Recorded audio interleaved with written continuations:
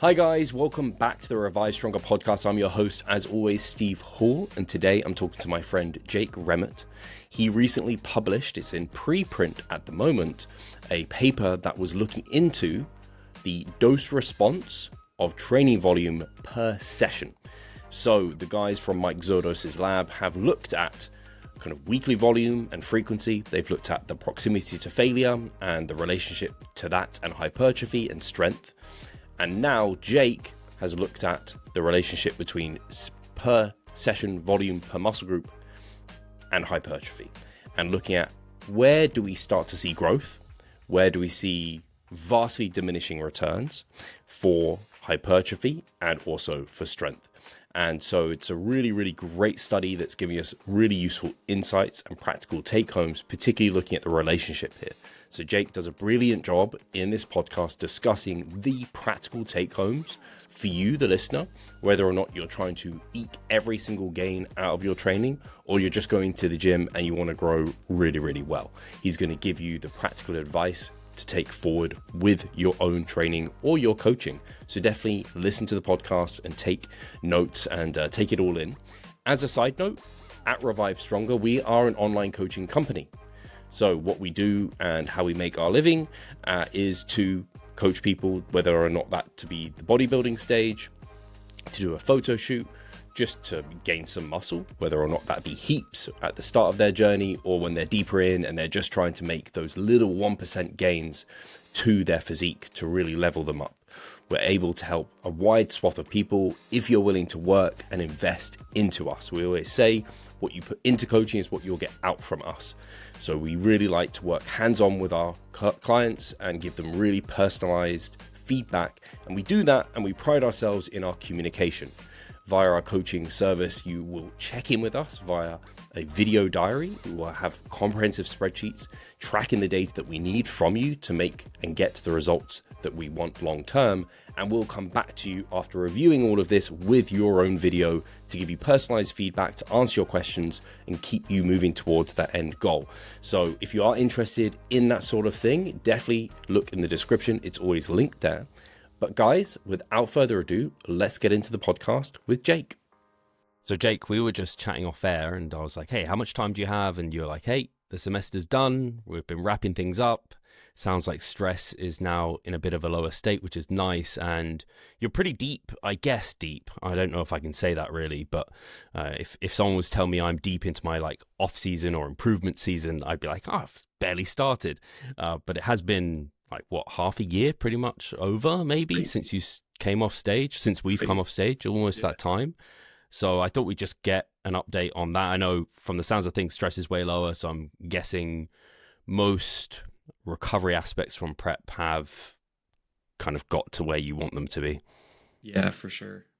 Thank you for having me again, by the way. I just want to say that off the front end. It still blows my mind that I get to talk to you just after being such a fan for such a long time before we got here. But yeah, man, it's been great to be able to eat more food and do a little bit less cardio, and there's just more time in the day to put towards the lab and all this stuff. And I feel amazing. I actually just this week cracked 180 pounds, so I'm like 20 pounds up from stage now, and which I wasn't like pro level shredded, but I was pretty lean.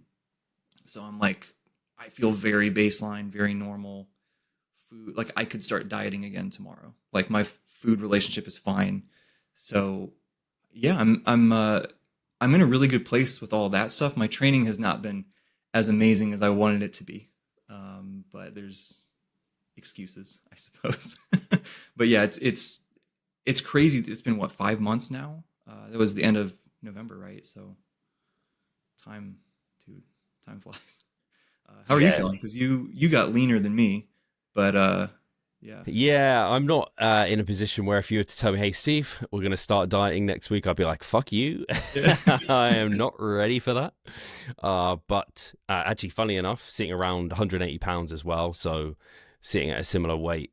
But actually, one of the, I'll try and not go too off topic because we have a really juicy topic to dig into. But one of the interesting aspects of trying to gain a little bit more slowly, which I've tried to do in the past and failed, and it just ended up at maintenance and me getting frustrated, but not really having the maturity to be able to navigate it as well as what I do think now. but with trying to navigate slow rates of gain, if you have a period of time where you can't gather data well, whether or not that means like food's different because you're traveling, or I had a holiday and that was like a week of data gone and then my weight was weird coming back, it's hard to like know. I know I'm not in a deficit, but I don't really know if I'm like just at maintenance or slight surplus. So I'm still kind of feeling that out. And whilst being still quite proximal to stage weight and condition, where I'm like 10 pounds over versus you're 20 there, like it's, I still have some of those aspects of what you could call diet fatigue. It's not getting in the way of anything, but it's just meaning I can't be as flexible maybe necessarily in life. And sometimes I find I'm like, hey, no, I can survive like a day out and food's not as routine and structured and I deal with it just fine. So I'm like, oh no, you are recovered. I also got blood work done a few weeks ago, which kind of confirmed that things were in a pretty okay place, and thankfully training is in a good spot. So it's just, yeah, gaining. I in previous off seasons over the last few years, it had been like a 1 pushing closer to 2% rate of gain per month. Whereas here it's like, if I'm 1% or slightly below, I'm kind of happy with that, but I don't want to be at maintenance because I do still want to like be that bodybuilder who's making sure they're crossing every T, dotting every I. So yeah, you look awesome, dude. And like based on your what you post on Instagram and stuff, it looks like training's going great. Like it looks like the start of a very, very good and productive off season. So I'm stoked. I'm just like, what are you going to bring to stage next? Like this is just wild to think about. Like your rate of progress every time you competed has just been nuts. I appreciate that. Yeah, it's someone was saying to me who trains in the gym I train out of. It's like, do you see the progress you've made over the last few months? Because to me, you look visually very like improved. And I was like, am I though? Or did you just see me so flat at the end of prep that I was like this skinny guy? Because I got, you mentioned like the condition I got to, which was really good, but we definitely took it. I consider that taking it too far in terms of being as my most competitive on stage. I think we sacrificed a bit of size for that, which is why I think it looks so good now, because it's like just filled out from that spot of maybe being like that ultra lean. But yeah, as ever, it's, and this is something we're going to discuss today, is that diminishing returns of effort that us competitive bodybuilders definitely get into, but we're learning more from the research from your lab that you're doing about these things, which is fantastic. And actually, I guess that's a great segue into that. And it's great to have seen. I didn't know this was happening exactly, and it's not until your paper came out and then I was doing like research behind it, reading it and looking over everything else. I was like, oh, like the Zerdos lab has just come out with these like huge heavy hitter meta-analyses that are just giving us like gold mine of information, where we had obviously people be aware of Zach Robinson. His was the first one where looking at kind of the relationship between proximity to failure, hypertrophy and strength. Then Josh Pellin came out with his study that was looking more at kind of weekly frequency and weekly volume. And you have just come out with your own, which I didn't know like precisely this was all going on, which is, yeah, it's just great that you guys have been doing all of this and working together, it seems, to be able to get it done, because it's a heck of a lot of work. But Jake, yeah, you've just been working on essentially session set volume and the interaction between that strength and hypertrophy, which has been awesome. So yeah, I don't know if you want to start off with briefly what made you want to investigate it and what the kind of methodology was behind it. Sure. Yeah. Thank you for the kind words, by the way. I'm very excited at our lab's doing such cool stuff, man. I know that it sounds like it's like weird flex, but okay. But like, I'm just so excited at where the field is at a point now where we can ask some really cool questions. And shout out to Zach for becoming an amazing statistician who knows how to analyze those questions, and so we can actually do some really cool stuff and work as a team. That's the biggest thing. Like, this is a crazy amount of work, much more than I thought it would be. And man, it was huge team effort, not just the three of us, but Dr. Zordos as well, and also Seth Hinson, another PhD student in the lab. Just huge team effort. So got to get all that out first. But yeah, the why we wanted to do it's actually kind of a funny story, because this idea started, man, 2 years ago, something like that, where we were planning my dissertation project and trying to decide, okay, well, I want to look at auto-regulating set volume. whether or not that's better than just always doing really high volume. And so we had to figure out, well, how many sets are they going to do for the always high condition? And we don't want to undercut it, because if it's really low, then maybe the auto-regulated is just really high and they only grow more because they did more volume. So it's like, we got to make sure that they grow. We got to make sure it's reasonable. What's the best that we could do? I guess we could do a meta-analysis to find, so it just kind of started from there, and we were like, all right, well, what the hell? Let's do it. Right.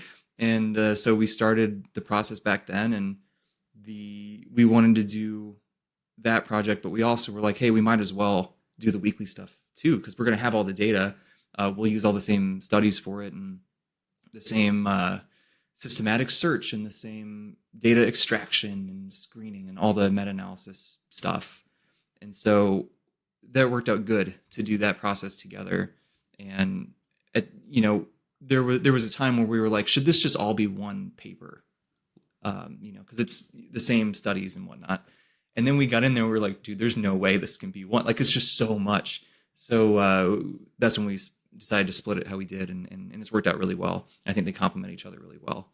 But yeah, that's funny enough why we started it, because I wanted to know how many sets should the fixed condition do, and here we are. And it's just really understudied, right? Like, if you read the intro, like, there's only a couple papers that have looked at this at all, and one of them is not even published. James Krieger, who's the man, and did a big analysis on this, and it was in his weightology review, and it wasn't actually published. So it's cool to like have this out there now, right? Yeah, the volume Bible, right? That's like, it was part of that, and yeah, so it's that has been something that I've utilized within coaching for an extended period of time. So it was great to see kind of that built upon as well, because like you said, that wasn't published. But also, I know you actually had, I believe we've talked about it a little bit on here, that study that you are working on, where it was bicep curls, right? Where it's one's auto-regulated based off some of that biofeedback, whereas the other group is that static volume. So that's really interesting. As a side note, how's that study going? It's so fingers crossed we're done collecting the data. Actually, yesterday I did the last post-testing ultrasound scan. So the only reason that it wouldn't be the end is if we there's a thing we can do called a sensitivity analysis, which is basically, when we did the first group of subjects, the first 10, we noticed there was a very small thing we could do to improve. Like, it's the smallest little thing, but we couldn't just not improve it, right? It was basically how we selected the load for set 1 of their training. Probably has no impact whatsoever on anything, but we were like, hey, we can improve this. So we did improve it. And so what we'll have to do is analyze all the data together, and then analyze the data excluding that original group of people and see if they're meaningfully different. And if so, I'm probably going to need to do another group of people so we have enough subjects with the new load selection thing.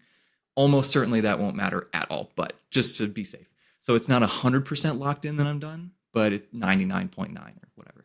So, but yeah, it's been a lot of work, and a huge credit to primarily all of our master students who have just put in a ton of man hours running those sessions. I mean, they've been amazing and let me basically have passed the work off onto them to do the sessions over this past year, so that I could focus more on the ultrasound scans, some of the higher level stuff with, figuring out the analysis and all that stuff, work on this meta.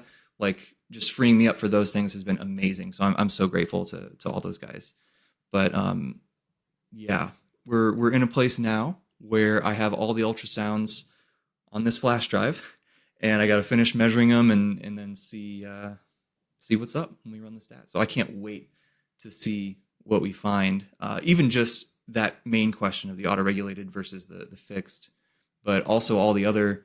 We took all these other like feedback things, soreness and pump and whatnot, and I want to see how are those correlated with growth, because then should we pay attention to pump at all? So that'll be some really interesting, fun bodybuilder questions that we can look at there. Yeah, I'm definitely excited by that. Man, you've been doing a lot. You had prep, you had that study. I know with your prep, you also were doing a case study with that. So that was requiring quite a lot from you. And then this meta-analysis, let alone, your coaching. You've got your podcast going now as well with Colby. So yeah, no wonder you've got so much on your plate. It's great to see, and yeah, the perfectionist in you guys led to you making your work even harder. Do you have any? Can I ask for any insights that you've got that you can kind of tease us with from that paper? Did you get up to 30, 40 sets in the auto-regulated group, or did you not quite get that high? We didn't get that high. We ended up capping it at 16 just because of time constraints. It's like one of the logistical things that you don't think about so much until you get in and try to do it. But we did have several people who were consistently doing 15, 16 sets on that one arm twice a week. So that's whatever, 30, 32 sets a week, which coincidentally is right around that part where it tapers off hard from the weekly meta-analysis that we did. So that's cool. We also had some people that were consistently doing 2 to 3 sets per session on that arm and everywhere in between. So, which is exactly what I wanted, right? I wanted the spectrum. I was so scared that we were going to have this situation where it's just everybody's doing less or everybody's doing more. And it would have been just a volume study. Is high volume or low volume better? Which is, not that interesting at this point, but at least to me. So I'm glad that it worked out how it did. But I haven't gotten through measuring all the ultrasounds yet, so I can't say much there. What I can say is the autoregulation did seem to be effective in the sense that it was adjusting people's set numbers based on so like there's individual variation in terms of, like I said, some people doing a lot of sets, some people doing very few, some people doing a moderate amount. And there was also seems to be, it was pretty effective in the sense of like somebody came in and they just felt really rough. They did in fact end up doing less sets. And if they felt amazing, they would usually end up doing more. Not always, right? Which I think lines up well with practice. Like sometimes you feel horrible, but you still have an awesome session, vice versa. But in an overall sense, it does seem like that was the case. And a lot of people mentioned that they preferred the autoregulated arm. I asked them if they had a preference on which one. And a lot of people were saying they preferred that one for whatever reason. So not much yet, cool. But hopefully we have something more interesting here pretty soon.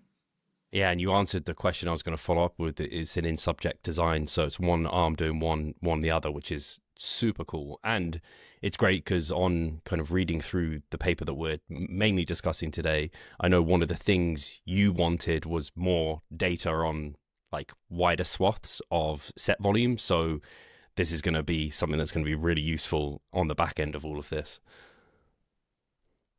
So from the study that we are talking about today, what were the results? If we want to start with kind of the hypertrophy finding versus then talking about the strength. Yeah. So in a big picture sense, I want to say this too, right? On the front end, that what meta-analysis does, what meta-regression does, is it's just describing the data that we're analyzing, right? So I think it's really easy for everybody. I did this forever. We think the meta-analysis is describing reality and describing like what is actually the best thing or whatever.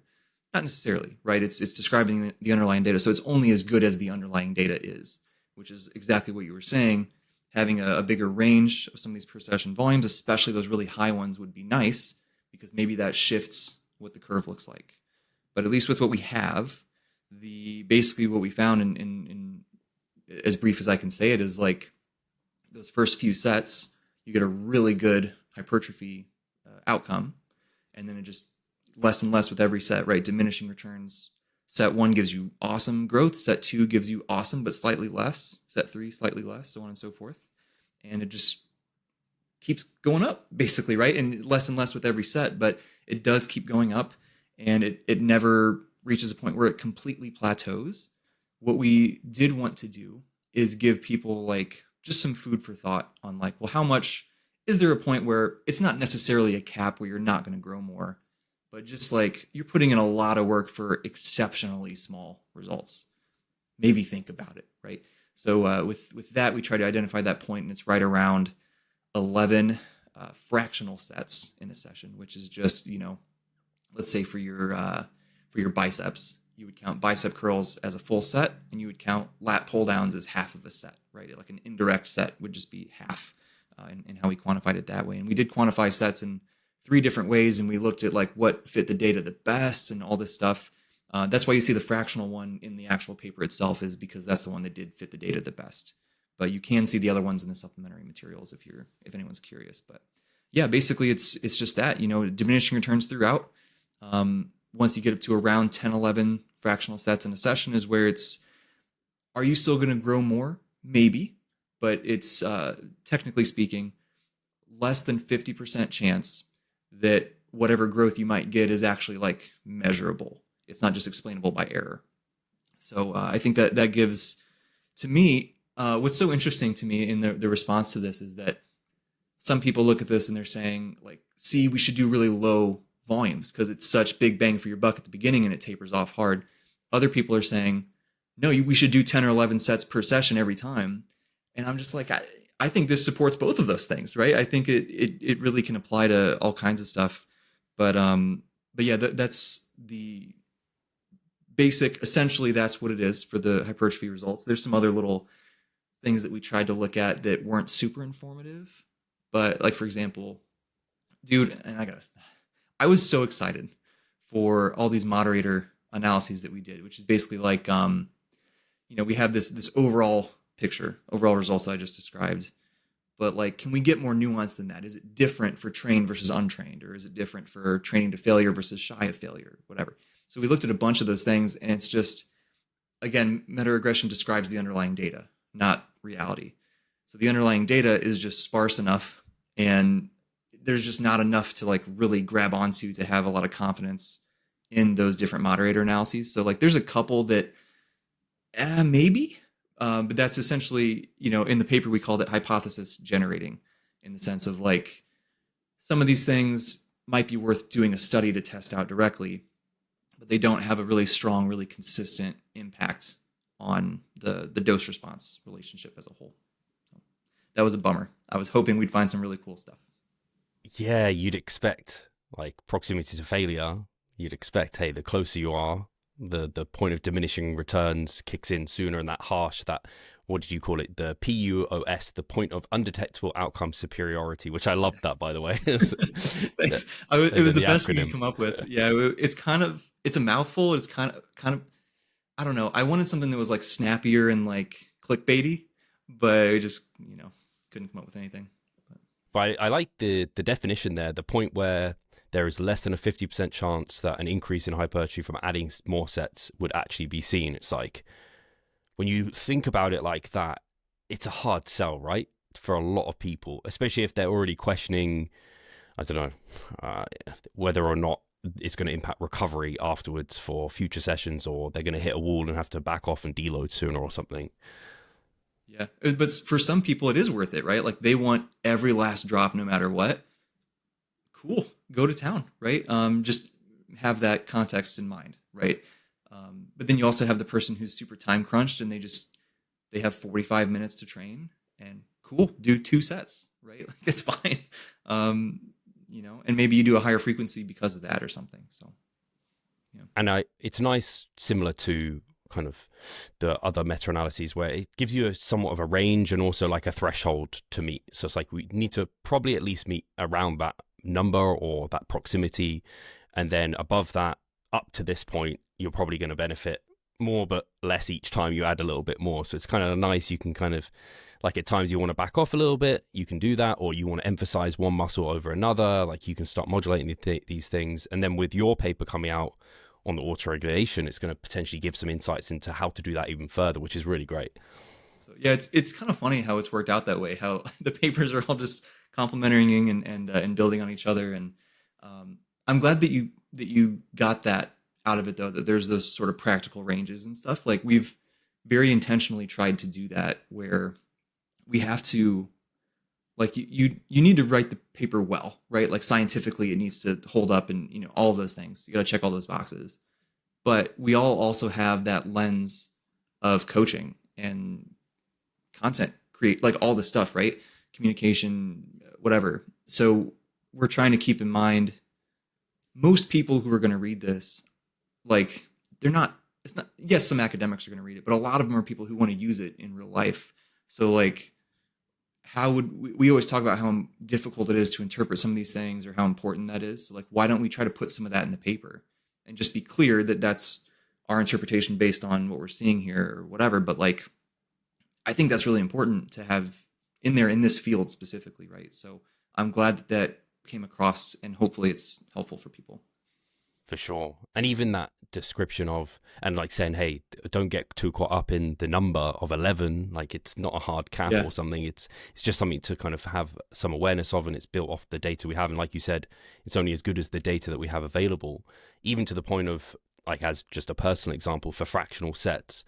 I know for me, for pulling exercises, at least for the longest time, almost like one set of pull would be equivalent of a bicep set as well, because my biceps they may even be the limiting factor in the past, and they just grew really well. So if I kind of used it to like, oh, these are hard numbers that I have to use, I might end up doing kind of the wrong thing there. Or I even think with back training is another example with the fractional sets, is it's kind of like I'm used to train very like full ROM, try and hit my back very holistically, whereas now I'm being more purposeful about, oh, I'm going to bias that area specifically, I'm going to bias this area specifically. Does now that number change because of my approach? Is I'm kind of segmenting body parts a little bit more, so it's interesting to think about it there too. Yeah, and that's a great example. Like, can you imagine if you did 11 sets of biceps every time? Like, it's unnecessary. It's ridiculous. But like other people, like I could do that, right? I would be fine. But it's just another one of those things that you when we start to translate into the real world, we always have to like that real world experience and what's happening with the client is always what should direct what we're doing. It's just think about the general relationship, right? Like, and you said it perfectly. There's no cap. There's no hard number. There's just on average, more volume is going to be a little bit better with diminishing returns as you go. And you just got to pay attention to recovery and all that stuff. And for some people, it's 2 or 3 sets. And for some people, it's 5 or 6. Some people, it's 10, whatever. But that relationship holds true. Yeah, you said it really nicely. Somewhere I got this said, let sustainability, performance, and recovery dictate how high you experiment with per session volume. And I just think it's a great kind of take home from the data. Strength data, how did that go? I know we're hypertrophy specific, but I know some people care about strength. And I thought it Sure. was actually very interesting to just see how different they were. Me too. I thought it would be lower than the hypertrophy stuff. Like what I was expecting coming in was like generally a similar thing, dose response, diminishing returns, and I thought it would be less sets on average compared to the hypertrophy stuff, but not as less as it is, right? Like it's literally like 2 sets in a session is where you're getting to that point where it's like, oh, you got to really think about whether or not another set's going to get me more results. And some of that is I don't know. I think so much of it is just because strength training is more fatiguing, because you just can't recover from as much, right? When we start to think about practical stuff, but it's just less is more, which is, I still coach quite a few powerlifters also. And like, I really found that in coaching also. It just, over time, I've sort of experimented, especially the stronger somebody is, you just can't do nearly as much, right? So I would sort of find myself in these situations where I'm doing very low sets per session. And I was like, wow, this is working really well. Maybe there's something to this.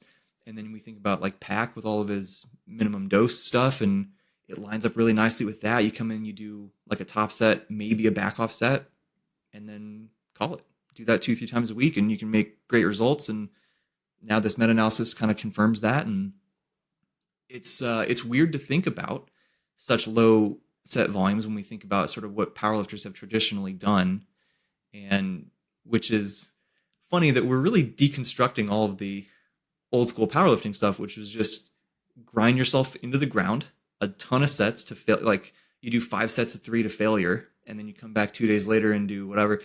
And now it's like, okay, let's stay further from failure. Let's do less sets, but it works and it makes sense. Like you got to be able to perform, and you can't produce as much force if you're beat up. Right. So, yeah, it's, and again, the same thing with those moderators. We tried to look at those things, and it just, nothing was super noteworthy.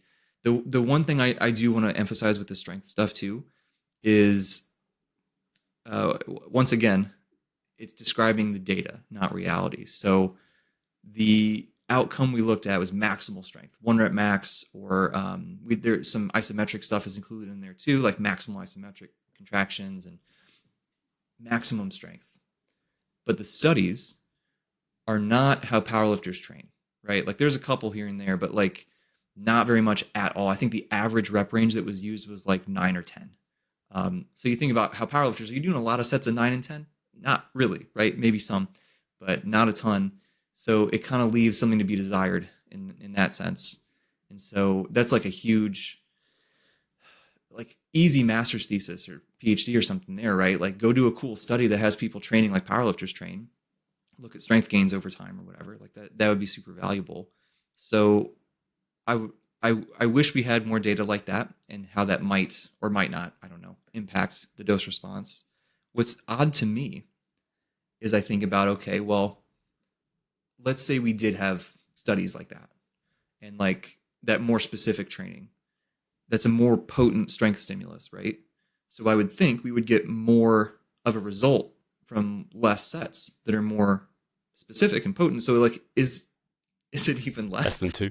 can we do 1 set 3 times a week and that's it? You know, so it's weird to think about, but I don't know. So the reasonably large limitation there on the strength stuff, but I think like we were talking about with muscle growth, it's just the concept, the like, what is the spirit of the results telling us? It's just less is more.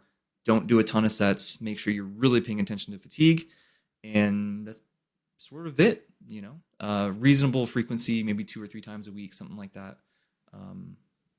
Yeah. Yeah, I think it's also interesting, and it does come back to why it seems to encourage lower volumes for strength in regards to the impact of frequency, where I think Josh Pellen's review kind of found, hey, frequency doesn't seem to play as big a role in hypertrophy, matched volume-wise, but for strength, it seems actually higher frequencies seem to matter. So you're like you said, it is that like 3 times a week, 1 set versus doing 3 sets in 1 session. It's the former's likely to outperform the latter. Yeah. I have a question for you. You've been coaching for a long time, worked with a lot of people. Have you noticed much of an impact of frequency for muscle growth? Like spreading the same amount of weekly volume over more sessions, have you noticed a benefit? I appreciate you asking, because this is one of the things, at least over the last year, I've become much more, like I use it as just something that's kind of to make programming more fun and flexible and enjoyable, where I'm just like, given the data we've had, once you're much past 2, it doesn't seem to play too much of a big role. So I'm very much a case of, hey, if you're bored of your push-pull leg split, we can go to an upper lower, upper lower, upper lower. And I've done that myself too. And in regards to results, not really. It's more just enjoyment. The actual set volume, also total for the week, doesn't seem to change all that much, even if it's at a higher frequency where you think, hey, you can probably do a bit more because you're spreading out the volume. That theoretically can open up more. People's total volume for the whole week doesn't seem to change all that much, given obviously there's variables that change like exercise selection and things, but most things are relatively static. So yeah, in terms of my experience, once you're past 2 times per week, more than that doesn't seem to play too big of a role. And it's something that I'm, especially for big muscle groups. For smaller muscle groups, I'll say playing with high frequencies has allowed for more volume to be done, because I just don't see many people doing much more than 5 sets on one exercise, and then calves more than 5 sets in 1 session. Or like even lateral delts doing much more than like a set of like 5 sets, even if you split that between 2 different lateral raise variations. I see that not so commonly. So yeah, I'll say for like the main muscle groups, like your chest, your back, the quads, the hamstrings, 2+, not much difference there, and the volume interactions not too much, at least for most people I work with. I guess as a moderator, I don't work with, mostly are people like me, so intermediate to advanced males typically. but then for your smaller muscle groups, that if we took into consideration fractional sets, maybe they would be up closer to the same number, or higher numbers actually sometimes. But like your lateral delts, maybe arms, calves, abs, these sort of things, I do find a benefit. And that may even just be psychological, just because, again, doing a lot of sets for calves and abs in a single session starts to become pretty laborious. I don't know about you, Jake. How's your experience been? Yeah, that lines up well with my experience too. Which is, it's funny to me because I think there's a very valid argument for higher frequency being better. Like, even if you just look at the curve, like the diminishing returns, why not do more of those first 5 sets or whatever, right? That makes perfect sense. And so it's weird that we haven't seen it in the data yet. You know, like you mentioned, Josh's frequency stuff found that like doesn't seem to matter. But then if you think about, well, they found up to, I think it was 31 sets per week was sort of the, not the cap, but like the point where you're like, I don't know, right? Whereas here per session, it's like 10 or 11. So then it's like, well, doesn't that tell us that frequency is 3, right? You know, why are we not seeing that so much? And we talked about this a little bit in the paper about, you know, maybe it's just a situation where there hasn't been many studies with really low per session volumes and versus really high or whatever, like almost like a proof of concept stuff. Like if we just had somebody that was like, hey, group, this arm is doing 2 sets per session, this arm's doing 10. Let's see what happens, right? That could be cool. But I don't know how to justify this because I think the overall results are like, okay, frequency doesn't seem to matter that much. But at the same time, I can't overlook that diminishing returns argument of, you know, so at the end of the day, does it matter that much? Like, no, right? Like, you know, it's find that sweet spot where you're recovering, basically like do as much as you can as long as you're still recovering well and all that kind of stuff, right? Which seems to align with like what you described. And that's been my experience too. So it's just interesting to think about on like an intellectual level, I suppose. In practice, I don't think it matters a ton. Like it's not going to change what we do, but yeah, I was just curious what your experience has been because I keep going back and forth on. I can see both sides. It's weird. It's weird. Yeah, it's and again, it's very appealing to think again that first like 3 sets, like you get so much bang per buck, so you can kind of spread that through higher frequencies through the week. And I have always had this. Well, for the last few years, I've kind of used a semi kind of calculation of look at your total weekly volume that you're roughly doing, because that may change because you auto-regulate it, say, divide that by 10, and that gives you your frequency for like big compound like muscle groups or the bigger muscle groups, divide it by 5 to take into consideration maybe some of the fractional sets for your more like I guess your limbs to some extent, those isolation muscles or the smaller muscle groups rather, and that can give you a good kind of ballpark place to be for a lot of people. But quite often it's like you could round up or you could round down, and it kind of doesn't matter too much. And out of interest, Jake, what's the like highest frequency you've ran when running hypertrophy? Have you done like legs 3 times per week or anything like that? Legs, no. I've done chest and back 3 times a week, and it seemed to go great. But like you're saying, I've also done it twice, and it doesn't seem to be that different. So it's this weird paradox, right? Like doing it more frequently, maybe we can do more volume, but when you train more frequently, you also have less recovery time between sessions. So do those just cancel each other out, and you wind up in the same place? So yeah, I think in terms of bigger muscles, I think 3 is the highest I've gone. But I'm curious to try something. So I'm a participant in a study right now where we use have you heard of a tonal? Yes. Yeah, so we're using that for the study, and we have a couple in our lab also now, right? That we're using it for my dissertation, the bicep study, and so it's really easy to access. And I sit there and I'm just like, it's really easy to go do like 2 or 3 sets of curls in the morning when I get to the lab, and I can go do a couple more before I leave at night, or you know. And if I'm there 3 times a week, like what happens if I do like 2 or 3 sets to failure, whatever, like 10 times a week? You know what I mean? Like what if I did it every day? Like what would happen? I don't know. But I'm really curious to try it at some point just to see. Even then, you know, maybe is it a frequency thing or is it just you're doing more volume? I don't know. but it'd be cool to try, and I'm open to trying whatever because my arms still be small, and I need some Steve Hall arms on me. Yeah, well, I appreciate that, but it's super interesting because I do think about these things where it even comes down to, I know this is kind of a bit of a tangent, but I know I was very excited by the data on the weighted vest and how you could use this mechanism of gravitostat to kind of weigh down the bones, and the osteocytes kind of interact with this, and it can mitigate hunger and potentially like help remove as much risk of muscle loss and all of this, and the kind of data on energy flux, and like the more food you can eat but be in the same calorie deficit, you're going to be like, you are the optimal fat burning machine at Yeah. this point. And then doing it and just being like, man, that sucked. And then having a prep where I didn't use it, and I was just like, that still sucked, but I didn't have to wear a weighted vest.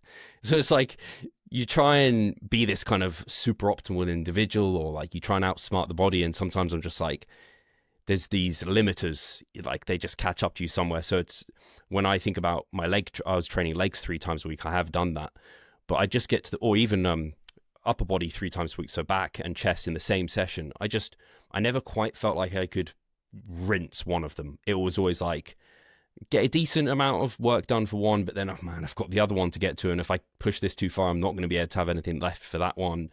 Even AM and PM sessions, I did that for like 4 years. I was splitting up my sessions like that, and yeah, just the PM session was just never quite as good as that AM session was, and I just decided to sack that one off. So I haven't split my sessions up like that for ages. So they're fun things to play around with, but yeah, whether or not they have practical, meaningful outcomes, yeah, it's hard to know.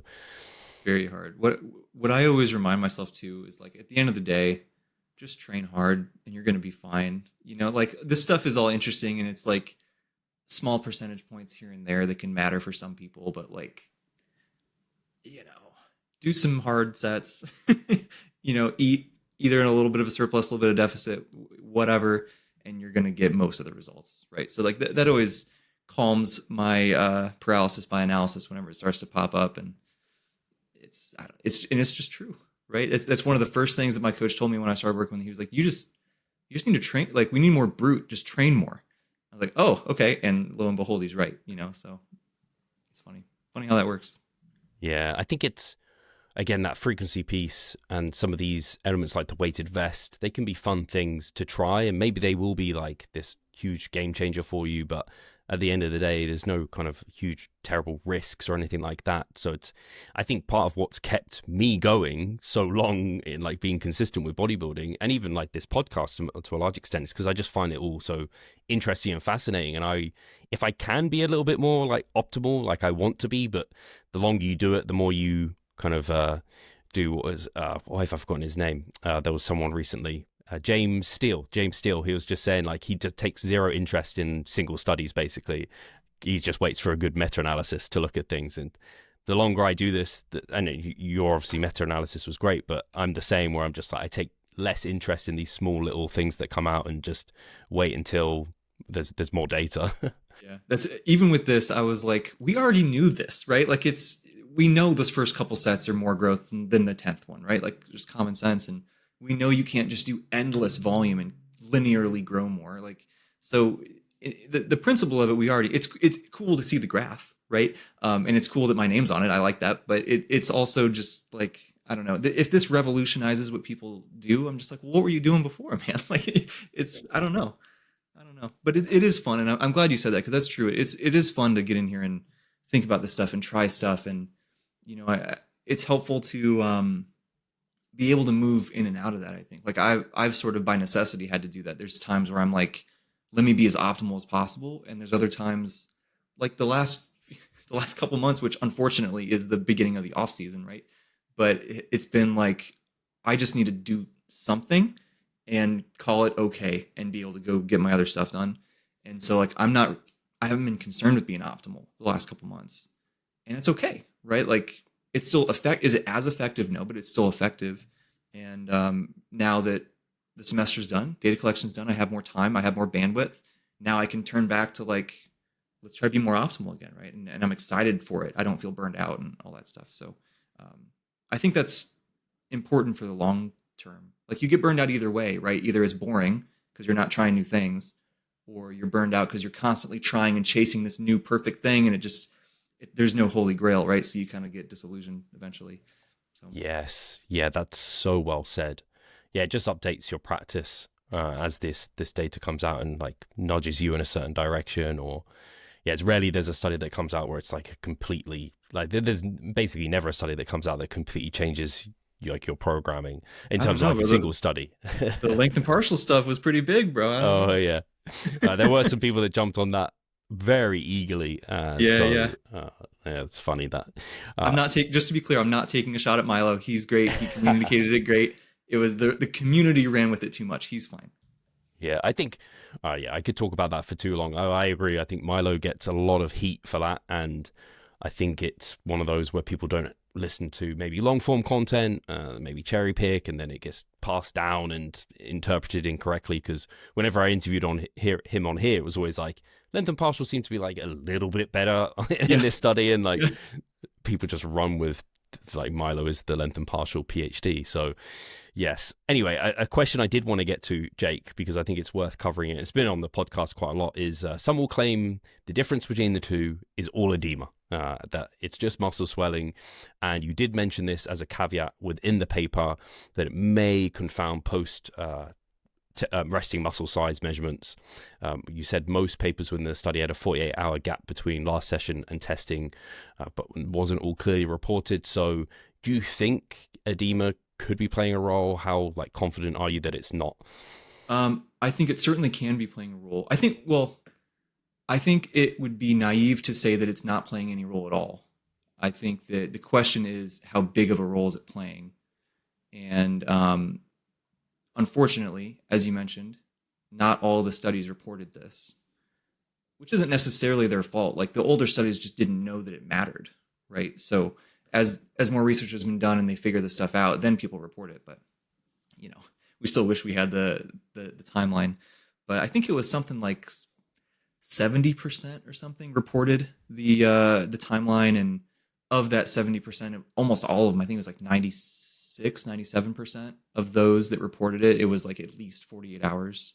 And I feel pretty comfortable that that is like, is there a little bit of swelling stuff? Maybe, but it's probably not a big deal. We cited a couple studies in that section of the discussion. There's a couple acute studies. Was it Gordon, I think, and then the other one was Ferreira, where they had people. Forgive me if I don't quote me on exact numbers. I'm pulling this off the top of my head. Where I think they did 8 sets to failure, and then they measured the swelling response like every. I think one of them did like 2 hour immediately post, 2 hours post, 1 day post, 2 days post, so on and so forth. And then the other one was immediately and then just 1 day, 2 day, 3 days. They didn't have that like super short term one. And both of those, it was like within, I think the one that had the 2 hour measurement, I think it was the 2 hour measurement, it was still elevated a little bit. Like the muscle size was still, let me describe this. Sorry, I'm butchering this. So you do the hypertrophy training session, quote unquote, right? One training session. And you measure muscle size. When they come into the lab, they do the 8 sets of failure, measure muscle size again, and it's going to be bigger because their swelling is there, right? And then you measure every so often to see as the muscle size comes back down to baseline, the swelling is going away. So the study that, I think it was the Gordon one that did the 2 hour measurement, by there, it still wasn't quite down to baseline, but it wasn't significantly different from baseline anymore. And then by a day or two after, it was certainly back down to baseline. And then the Ferreira one, it was either 1 or 2 days post, it was already back to baseline. So I'm like, okay, based on those two things, acute studies might be different, right? That acute swelling response might be different from like a chronic, maybe it accumulates over time and you get more and more. I would be surprised, but maybe, right? Dr. Trexler had a really good point about this. He was like, well, if that's the case, wouldn't people just be like huge swollen balloons all the time? And then if they take a week off training, they're going to lose 20 pounds, right? Like we don't see that. So I would be surprised if the chronic swelling was a lot bigger than the acute swelling, but maybe. And then there was the Martin Refalo's training study recently where he had measurements he waited 3 days after the end of the study to do his measurements, and then also did other measurements another 2 or 3 days after that. And they were very, very similar. The error between them was exceptionally low. And so is the swelling not an issue after 2 or 3 days? Or is it still an issue after 5 or 6 days? Those are kind of and you can make an argument either way. I'm not here to say which one is correct, excuse me. But I personally would hazard to guess probably not a huge issue. As long as it's been a day or two, it's probably not a huge issue. But that's just my opinion. I think it's totally valid to have a different opinion. And I think it's defensible either way. And as we get more research, as always, the annoying science answer, we need more research, but it's true in this case. We need directly to study that stuff. And so another happy accident with my dissertation is I have my post-testing measurement, and just based on a lot of the schedules that the subjects had, the measurements, it's a rule, they have to be at least 48 hours after the last training session. But some people, and thankfully we didn't get rid of the schedules that we made, and we wrote down what time everybody showed up. So I know exactly how many hours were between the last training session and when they came in for their post-testing. And so I measured a bunch of them. I don't have all of them done yet, but at least 2/3 of the subjects, I have those timelines written down. And it's everywhere from 48 hours up to like 100 and something, whatever that, 4 or 5 days after, 6 days. I think one of them was like a week after because they had this weird schedule thing. And so that's cool. And then we had a separate study that's just a single visit, which is also cool. Basically, we're measuring the pump, essentially, is what we're trying to do with that one. But the same subjects just took 2 days off, and then they came back, and a lot of them did that session as well. So I have the baseline scan of that one is another couple days later from the post-testing scan. So it's even further removed from training. So I'll be able to look at that timeline with people and see what's going on there. And I'm very excited to see what's going on with that. My only concern is you can make an argument that after a certain amount of time, however long it is, whatever the mean days post-training it winds up being, whatever. Let's say the muscle size is back down to baseline or whatever. Not baseline, because ideally it'll be higher than the pre-testing scan, but you know what I mean? It'll be lower again. Could you say that that's the swelling going down? Maybe. Could you say that it's atrophy because they haven't trained in a week? Maybe, right? So it's going to be kind of interesting to see how that shakes out, but I'm excited to analyze that and see what's going on. So hopefully we get a glimpse of that there. I believe that Josh's dissertation, I think, is also going to have some data that we can look at to get some hints. Unfortunately, neither of the studies are like directly designed to test this, so it's not perfect, but it can at least give us some hints. So hopefully, whenever we get those results out, we can have that. Very cool. Yeah, everyone, at least who I've had, and I may have a biased group of individuals on the podcast, but I'd like to think that we have very open-minded individuals, and I think you answered that really brilliantly as well, because that's the perspective people who have come onto the podcast have had, where they don't think it's likely to be much of a confounder. They're open to maybe it will play somewhat of a role, but it's not going to mean we need to throw out all the results that we have. And also, it could impact like exercise science studies, like a shed load of them. Like, it's not just this. So there's huge implications for this if it is a problem.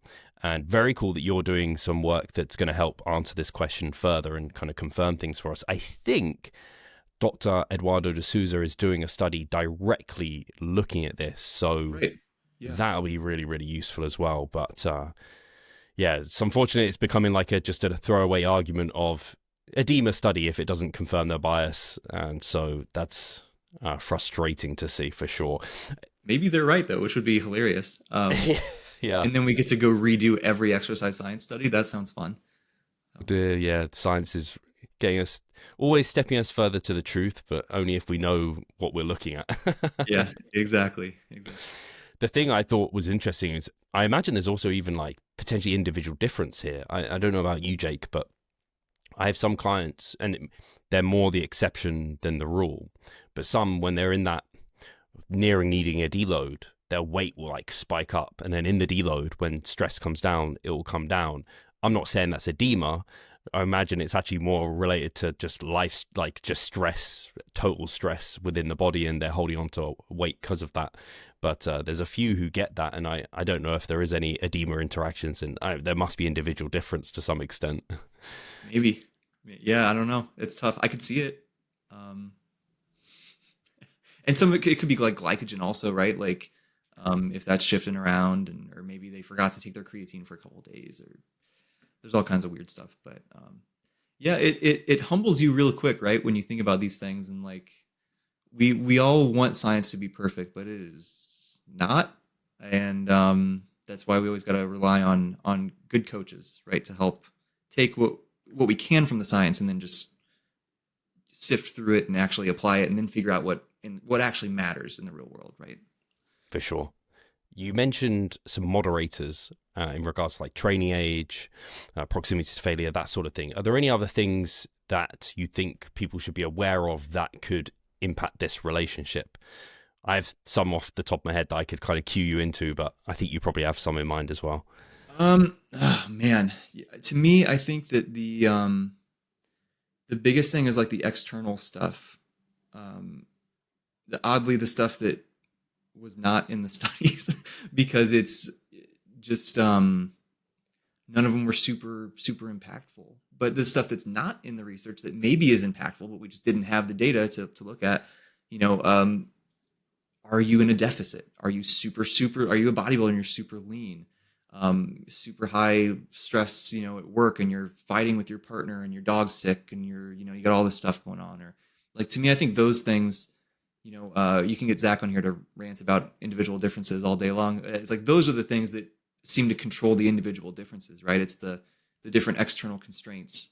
And so to me, like, those are the things that come to mind that are probably going to have the biggest impact, which is still funny because it's like, it's kind of the same regardless. It's the same principles that we're working with. It's just maybe you can't recover from as much on average or whatever, or maybe your life is set up in such a way that, maybe early in the week you're coming off of the weekend and you ate more and you had that big de-stress period, and you can really hammer it like Monday, Tuesday, Wednesday, but then super high work stress and whatever later in the week. So then we do lower per session volumes then, or just trying to ride that wave, so to speak. I could see stuff like that mattering, but it's still the same principles of diminishing returns with more sets. Do what you can that you can recover from, and whatever. But what do you have? What other thoughts? No, I love those. Those are really good. Especially like the impact of calorie intake. The relationship is likely the same, but it's like shifted down, or if we use Mike Israetel term MRV, your MRV is going to be lower. So your per session MRV, I guess you could have kind of used that in some way. That's going to be lower. So that makes complete sense. Same with life stress and the weekends being a de-stressor. Something that came to mind, actually, this was also based off, and I would recommend if people are listening, or those listening, if they're not following Jake on Instagram, everyone listening must be listening, right? Don't have YouTube on mute and just see us mouthing away. Maybe they're just reading the captions. I don't know. But yes, they should be following you on Instagram, because you had some great posts relating to this study, and generally you do really good content over there. But one of them, you mentioned like, hey, what you did say proximity to failure, but also what if we're doing more lengthen biased exercises, or using lengthen partials, or like even exercise selection as a whole, that could have a role. Rep range, maybe all the calcium ions. This is becoming a joke and a bit of a meme at the moment, but the high reps and the calcium ions, maybe the more fatiguing, like maybe that is going to mean that you can't do as many sets. I don't know. We don't know. So it is very interesting. And again, comes back to that autoregulation kind of piece that you're working on, which I think is going to be so helpful. Yeah. Thanks. Yeah, that's it's so funny to me that I already forgot the examples I put in that post.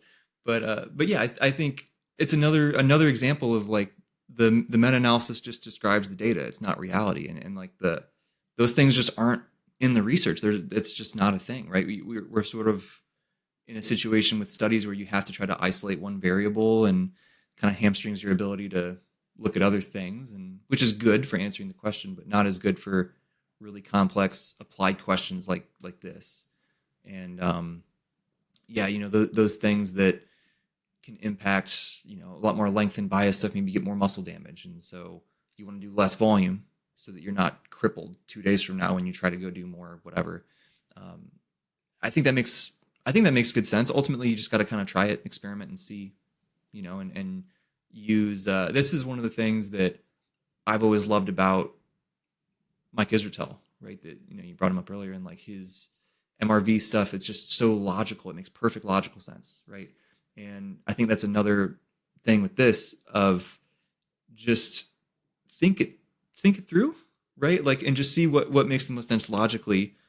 He's been such a helpful voice in the community for that, for a lot of things, but like for that also, of just, we don't have all the science yet. That doesn't mean that it doesn't matter necessarily. It doesn't mean that we can't know. Like, let's just think it through maybe and go based on that. And yeah, that makes sense to me. But who knows? Maybe I'm wrong and you adapt. And because I do think people adapt over time to these fatiguing things. Like if you train really close to failure the first few times, of course you get really beat up, but you kind of get used to it. And if you do more lengthened stuff over time, like you kind of don't get quite as sore anymore. And so maybe over time, if you just bulldoze your way through it, you could just hammer as much volume with those things too. And so I don't know. Ultimately, I don't know, but it would make sense, I suppose.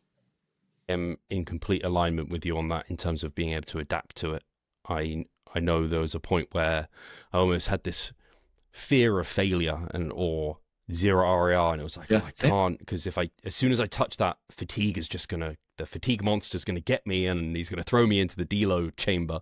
Whereas now it's like, hey, I can keep confronting this high, like supposedly very high, exponentially fatiguing work, but hey, kind of my body has adapted to it, and I can keep repeating it, and even under potentially more accumulative fatigue, I'm able to repeat that performance or what have you, and it still feels good. I'm good.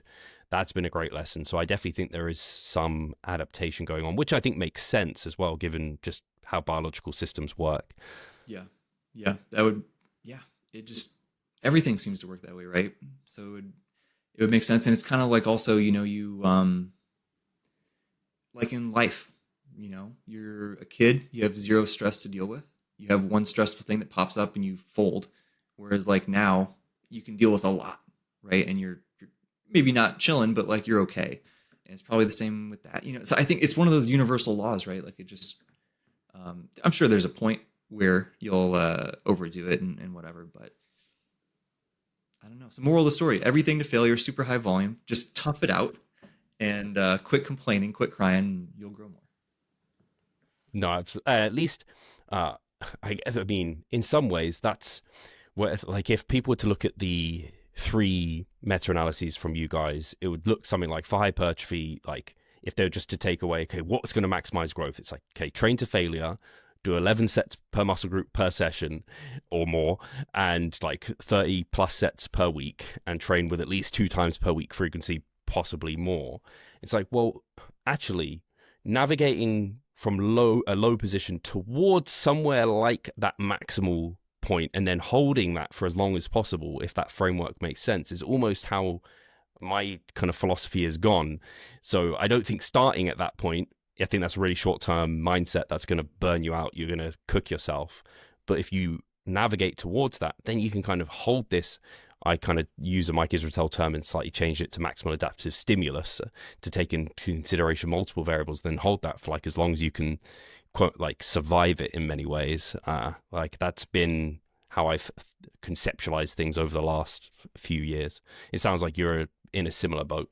I totally agree. Yeah, it's like we try to point that out in the limitation sections of the papers and talking about it online. It's like these are short-term studies, man, and the studies are designed.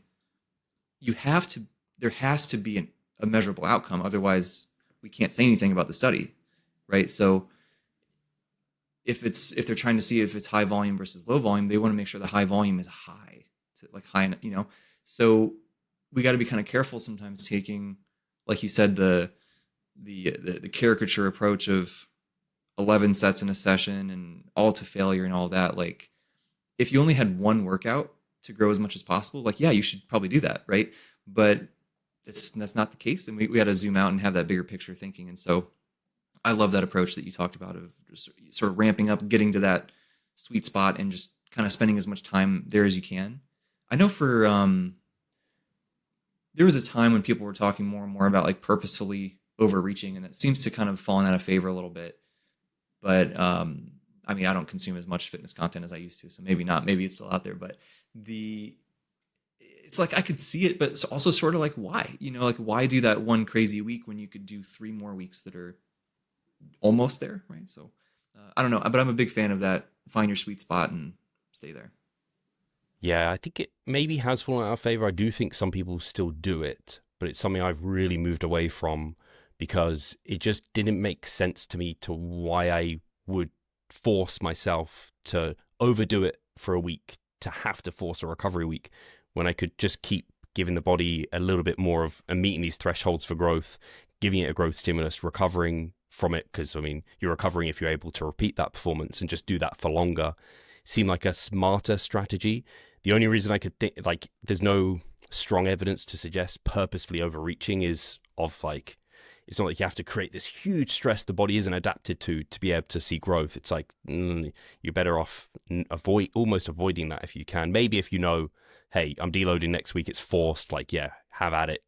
Kill yourself Yeah. in the gym, whatever. Don't Yeah, kill right. yourself, but I you could purposely overreach if you know you're forced to deload. But otherwise, just keep going until fatigue kind of catches up to you, and then you're like, all right, I'll pull back a little bit, go again. So yeah, I think it has fallen out of favor, and I think probably because a lot of smart individuals like yourself are communicating this stuff really well. It's allowing people to understand kind of where they should be going with things. And yeah, Jake, this has been a fantastic chat, and I really appreciate all the work you're doing here. Actually, that's one thing you mentioned that I did need to bring up was like another limitation of the studies. A lot of them were looking at training like one muscle group, not necessarily a full body. So like that 11 sets, you don't apply that to if you're doing full body training, right? You're going to tank yourself completely. So even doing, like we kind of talked about, 11 sets of chest and back in one workout would be like real tough. You probably could do it, but it's going to be challenging. So yeah, thank you so much for this. I guess you already have teased with some of the work that's coming out from you, but we have your case study that will be coming out at some point, your bodybuilding case study, and then also this training study looking at autoregulation. Do you have any timelines on those or anything else you're working on? Personally, also, I know you're coaching. We've, I think, talked about it a little bit before, but you're doing your coaching as well. Yeah. So case study is almost done. May 20th is the last testing session, and I'm gonna cry tears of joy when it is done. I'm Celebrate with a Subway. That uh, was like your post-show cheat, right? yeah, maybe. Uh, the I'm so ready to be done, dude. It's just I'm so tired of getting my blood drawn and all this stuff. It's gonna be cool, but like, damn, right? But so we got about a month left of that, and then I don't think it's gonna take that long to get that one wrapped up, because I can be analyzing ultrasounds ahead of time, and then really it's just upload the spreadsheet into the statistical software and push go and see what happens. So it shouldn't be horrible to get that done. I would love to have that wrapped up over the summer. We'll see if that's possible, but I want to try. Bicep study, hopefully, same thing over the summer. I don't see why that would be an issue, but we'll see. And then I mentioned we're doing like this one visit pump study. We're sort of trying to validate the idea of describing what you perceive your pump to be. Like, because we're doing that. I mentioned that in the bicep study, we're having people after every set, what's your pump feel like on this scale? It's like a 0 pump, slight, moderate, substantial, maximal. So they would just describe it that way. And cool, but like, does that actually reflect the swelling in the muscle? So that's what we're doing now. Is they come That's in awesome. and That's so good. I'm excited. So yeah, we measure them a baseline, 8 sets, measure between every set. They tell me what they think their pump feels like, and I can measure it with the ultrasound, and we'll see if people can accurately perceive that or not. So that'll be cool. That one, I don't know if that'll be done over the summer or not, but I would love it to be. I think it can. That one just mostly depends on how many people we can find to come in and do it, just because a lot of students go home over the summer and stuff like that. But dude, if I can get all 3 of those wrapped up over the summer, woo, crazy. That And would then be great. other stuff coming from the lab also, right? Other people's projects and stuff that'll be really exciting. We got Josh's study, basically looking at if resensitization is a thing. cycling different volume amounts. So that'll be awesome.